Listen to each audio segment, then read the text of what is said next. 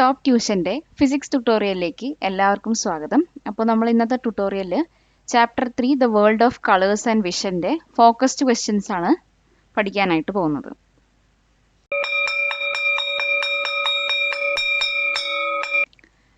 Question: what are complementary colours and give example.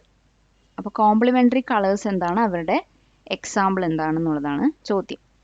അപ്പോൾ complementary colours എന്ന് പറയുന്നത് combine ചെയ്യുന്ന സമയത്ത് നമുക്ക് വൈറ്റ് ലൈറ്റ് കിട്ടും. അപ്പോൾ ഈ കോംപ്ലിമെൻ്ററി കളറിൽ ഒരു പ്രൈമറി കളർ ഉണ്ടാവും. പ്രൈമറി കളർ എന്ന് പറയുമ്പോൾ റെഡ്, ഗ്രീൻ, ബ്ലൂ. പിന്നെ ഒരു സെക്കൻഡറി കളർ ഉണ്ടാവും. ഏതൊക്കെയാണ് secondary colours? Zion, magenta, yellow. അപ്പോൾ ഒരു പ്രൈമറി കളറിൻ്റെയും ഒരു സെക്കൻഡറി കളറിൻ്റെയും പെയർ ആയിരിക്കും കോംപ്ലിമെൻ്ററി പെയർ എന്ന് പറയുന്നത്.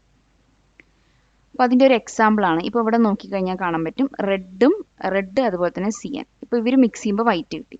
അതേപോലെ തന്നെ ഗ്രീനും മജന്ത കൂടി മിക്സ് ചെയ്യുമ്പോൾ നമുക്കൊരു വൈറ്റ് കിട്ടി.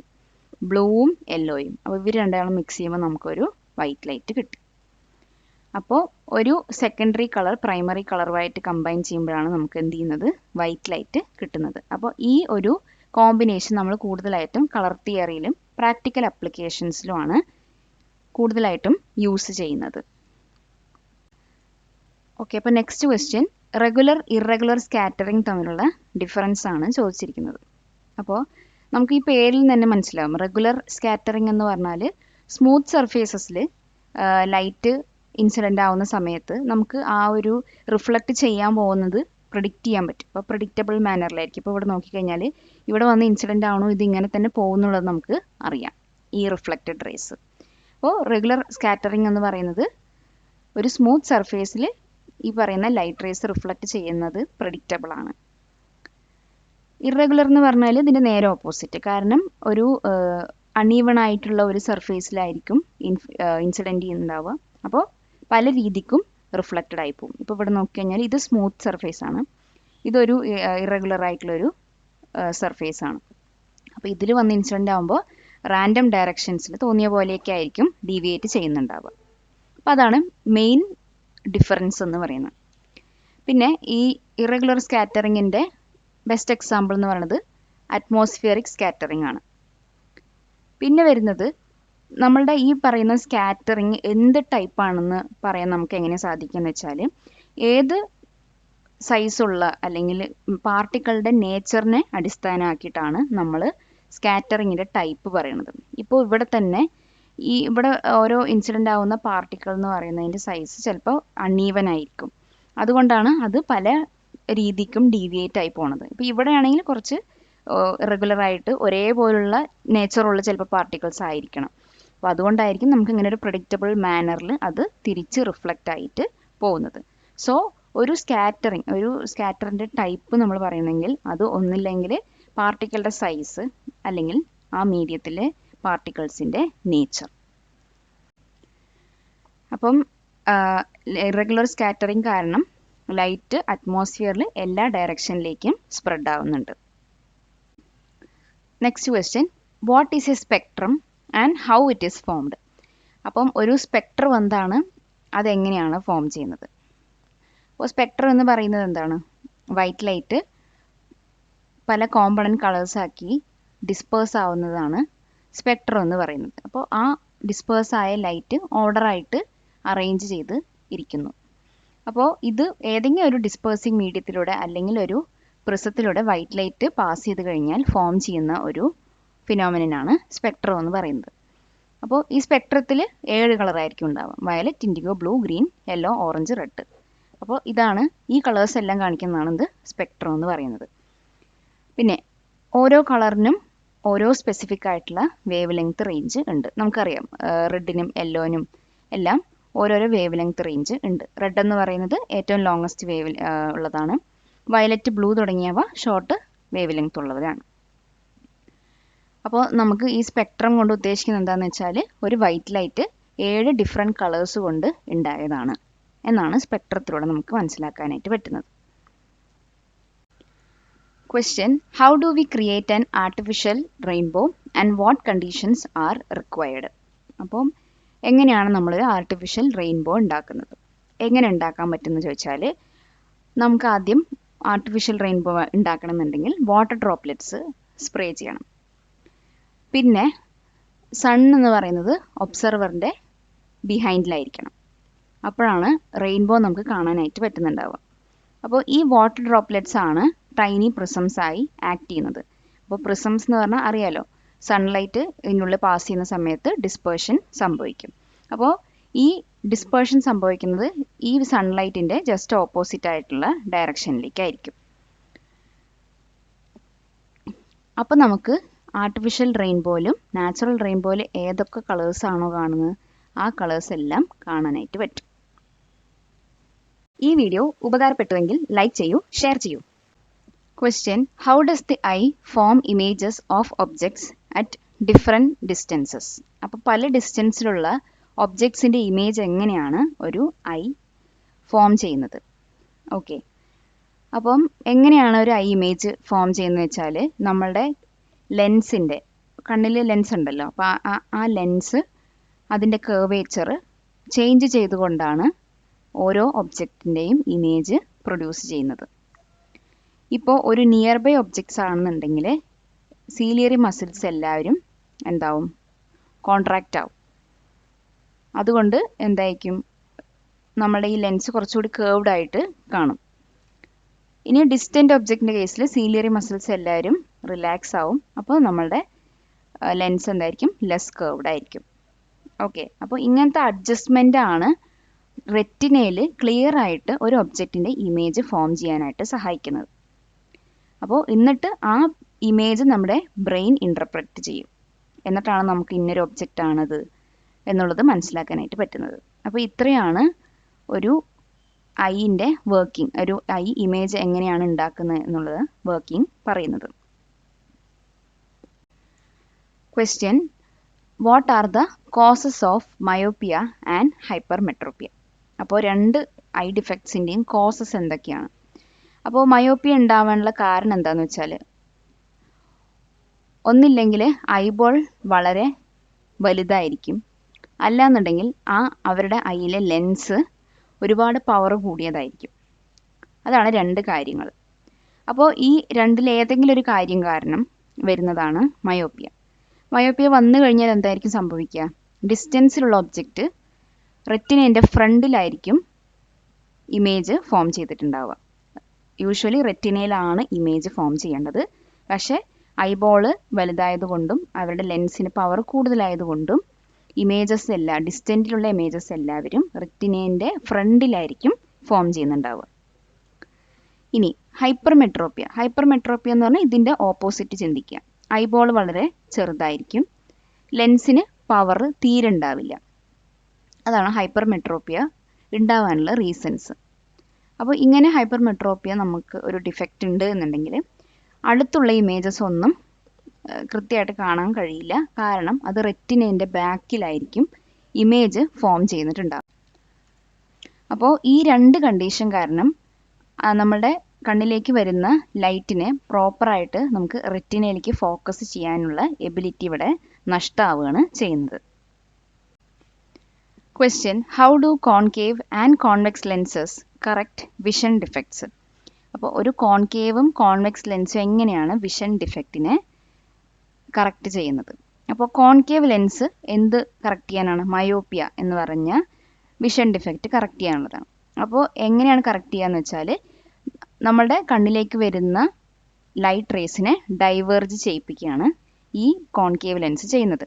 അങ്ങനെ ഡൈവേർജ് ചെയ്യുന്ന സമയത്ത് എന്തായിരിക്കും? ഡിസ്റ്റൻസിൽ നിന്ന് ആ ഒബ്ജക്റ്റിൽ നിന്ന് വരുന്ന ലൈറ്റ് റേസ് എല്ലാം ഈ പറയുന്ന റെറ്റിനയിലേക്ക് മൂവ് ചെയ്യും, ഈ ഇമേജിൻ്റെ പോയിന്റ്. ഇപ്പോൾ മയോപ്പിയ എന്ന് പറയുന്നത് കറക്റ്റ് റെറ്റിനേൻ്റെ ഫ്രണ്ടിൽ ഇമേജ് ഫോം ചെയ്യുന്നു എന്നല്ലേ.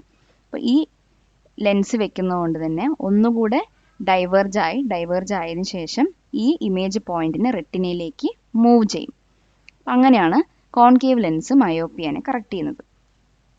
ഇനി കോൺവെക്സ് ലെൻസ് ഹൈപ്പർമെട്രോപ്പിയ കറക്റ്റ് ചെയ്യാനാണ്. അപ്പോൾ ഇവിടെ എന്താ ചെയ്യുന്നത് വെച്ചാൽ, ഒബ്ജക്റ്റിൽ നിന്ന് വരുന്ന ലൈറ്റ് റേസിനെ എന്ത് ചെയ്യണം? കൺവേർജ് ചെയ്യിപ്പിക്കുകയാണ് ചെയ്യുന്നത് കോൺവെക്സ് ലെൻസ് യൂസ് ചെയ്തിട്ട്. അപ്പോൾ ഇവിടെ റെറ്റിനേൻ്റെ ബാക്കിലാണ് ഇമേജ് പോയിന്റ് ഹൈപ്പർമെട്രോപ്പിയ കേസ്. ആ ബാക്കിലോട്ട് വരാതെ എന്ത് ചെയ്യണം, ഈ ഇമേജ് പോയിന്റിനെ കറക്റ്റ് ഈ റെറ്റിനേൻ്റെ പൊസിഷനിലേക്ക് മൂവ് ചെയ്യുന്നതാണ് കോൺവെക്സ് ലെൻസ് ചെയ്യുന്നത്. അപ്പോൾ ഓരോ കറക്റ്റീവ് ലെൻസിൻ്റെ പവർ എന്ന് പറയുന്നത് അവരവരുടെ ഡിഫക്റ്റിൻ്റെ സിവിയറിറ്റി അനുസരിച്ചിട്ട് ചൂസ് ചെയ്യുന്നതാണ്. ഹൈസ്കൂൾ വിദ്യാർത്ഥികൾക്കായി ചെറിയ ബാച്ചുകളായിട്ടുള്ള ട്യൂഷൻ ക്ലാസ്സുകൾക്ക് പുറമെ വീഡിയോ നോട്ട്സുകൾ, പതിവായുള്ള ടെസ്റ്റുകൾ, പരീക്ഷാ റിവിഷൻ എന്നിവയിലൂടെ മികച്ച വിജയത്തിന് വഴിയൊരുക്കുന്ന ടോപ്പ് ട്യൂഷൻ സെന്ററിൽ ഇന്ന് തന്നെ ജോയിൻ ചെയ്യൂ. Question: how does the colour of transparent objects depend on the light falling on them? Okay, അപ്പോൾ എങ്ങനെയാണ് നമ്മൾ ട്രാൻസ്പെറൻറ്റ് ഒബ്ജക്റ്റിലെ കളറ് പറയുന്നത്? ഒരു ലൈറ്റ് അവരുടെ മേലെ ഇൻസിഡൻ്റ് ആവുന്ന സമയത്ത് അതിനെ ഡിപ്പെൻഡ് ചെയ്തിട്ട് നമുക്ക് എങ്ങനെ പറയാനായിട്ട് സാധിക്കും? അതാണ് ചോദ്യം.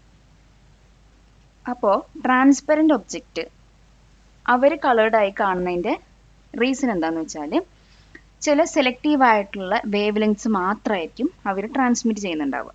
അതാണ് ഒരു കാരണം. അപ്പോൾ ഈ കളർ, നമ്മൾ കാണുന്ന ഈ കളർ എന്ന് പറയുന്നത് ആ ഒബ്ജക്റ്റിൻ്റെ വേവ് ലെങ്ത് ആണ് കാണിക്കുന്നത്. ഇപ്പോൾ ഫോർ എക്സാമ്പിൾ പറയാന്നുണ്ടെങ്കിൽ, ഗ്രീൻ കളർ ഗ്ലാസ് ആണെന്ന് വിചാരിക്കുക. അപ്പോൾ അതിലൂടെ നമ്മൾ ഒരു വൈറ്റ് ലൈറ്റ് കടത്തി വിട്ട് കഴിഞ്ഞാൽ എന്തായാലും അത് ഗ്രീൻ കളറാണ് ട്രാൻസ്മിറ്റ് ചെയ്യാൻ പോകുന്നത്. ബാക്കി ആ ലൈറ്റിലുള്ള എല്ലാ കളേഴ്സിനെയും എന്ത് ചെയ്യും? അബ്സോർബ് ചെയ്യും. അതേപോലെ തന്നെ ഒരു കളേർഡ് ഗ്ലാസ്സിൽ വൈറ്റ് ലൈറ്റ് വന്ന് ഇൻസിഡൻ്റ് ആവുന്ന സമയത്ത് ആ കറസ്പോണ്ടിങ് കളറായിരിക്കും ട്രാൻസ്മിറ്റ് ചെയ്യുന്നത്. ഓക്കെ, ഈ പറയുന്ന വേവ് ലെങ്ത്സ് അബ്സോർബ് ചെയ്യുന്നതും ട്രാൻസ്മിറ്റ് ചെയ്യുന്നതും എല്ലാം ആ മെറ്റീരിയലിൻ്റെ മോളിക്കുലർ സ്ട്രക്ചറാണ് തീരുമാനിക്കുന്നത്. ഏത് വേവ് ലെങ്ത്തിന് അബ്സോർബ് ചെയ്യണം, ഏതിന് ട്രാൻസ്മിറ്റ് ചെയ്യണം എന്നുള്ളത്. അപ്പോൾ ഇതാണ് ട്രാൻസ്പെറൻറ്റ് ഒബ്ജക്റ്റിലെ കളർ നമ്മൾ പറയാനുള്ള reasons. Question: what is the difference between additive and subtractive colour mixing? അപ്പോൾ അഡിറ്റീവ് കളർ മിക്സിംഗ് എന്ന് പറഞ്ഞു കഴിഞ്ഞാൽ നമ്മൾ പല കളേഴ്സ് അവരെ കമ്പൈൻ ചെയ്യുന്നതാണ് അഡിറ്റീവ് കളർ മിക്സിംഗ് എന്ന് പറയുന്നത്. ഇതിൽ അഡിറ്റീവ് കളർ മിക്സിങ്ങിൽ നമ്മൾ കൂടുതലായിട്ടും പ്രൈമറി കളേഴ്സ്, അതായത് റെഡ്, ഗ്രീൻ, ബ്ലൂ എന്ന പ്രൈമറി കളേഴ്സാണ് മിക്സ് ചെയ്യുന്നത്. എന്തിന്? വൈറ്റ് പ്രൊഡ്യൂസ് ചെയ്യാനായിട്ട്. സബ്ട്രാക്റ്റീവ് കളർ മിക്സിങ്ങിലാണെങ്കിൽ നമ്മൾ പിഗ്മെൻസും ഡൈസ് ഇതൊക്കെയാണ് മിക്സ് ചെയ്യുന്നത്. അപ്പോൾ ഇവരുടെ പ്രൈമറി കളർ എന്ന് പറയുന്നത് മജന്ത, സിയൻ, യെല്ലോ. ഇതാണ് സബ്ട്രാക്റ്റീവ് മിക്സിങ്ങിൽ പ്രൈമറി കളേഴ്സ് എന്ന് പറയുന്നത്. അപ്പോൾ ലൈറ്റ് അഡിറ്റീവ് പ്രിൻസിപ്പിൾസ് ആണ് യൂസ് ചെയ്യുന്നത്. പക്ഷേ പെയിൻറ്റുകളിലും ഡൈകളിലും നമ്മൾ സബ്ട്രാക്റ്റീവ് പ്രിൻസിപ്പിൾസ് ആണ് യൂസ് ചെയ്യുന്നത്. അപ്പോൾ ഇതാണ് അഡിറ്റീവും സബ്ട്രാക്റ്റീവ് കളർ മിക്സിംഗ് എന്ന് പറയുന്നത്.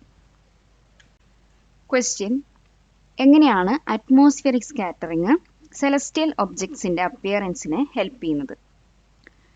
അപ്പോൾ അറ്റ്മോസ്ഫിയറിക് സ്കാറ്ററിങ് എന്ന് പറഞ്ഞു കഴിഞ്ഞാൽ നമ്മൾ എങ്ങനെ സൺ, മൂൺ, സ്റ്റാർസ് ഇവരെയൊക്കെ കാണുന്നു. അപ്പോൾ ഇവരൊക്കെ കാണാനായിട്ട് സഹായിക്കുന്നത് നമുക്ക് അറ്റ്മോസ്ഫിയറിക് സ്കാറ്ററിങ് ആണ്. അപ്പോൾ അതെങ്ങനെയാണെന്ന് നോക്കാം. ആദ്യത്തെ എക്സാമ്പിൾ ബ്ലൂ ലൈറ്റ്, അതായത് സ്കൈ എങ്ങനെയാണ് ബ്ലൂ കളറായിട്ട് കാണുന്നത്. കാരണം നമുക്കറിയാം ബ്ലൂ കളർ എന്ന് പറയുന്നത് കൂടുതൽ സ്കാറ്റർ ചെയ്യുന്നതുകൊണ്ട് സ്കൈ എന്തായിരിക്കും?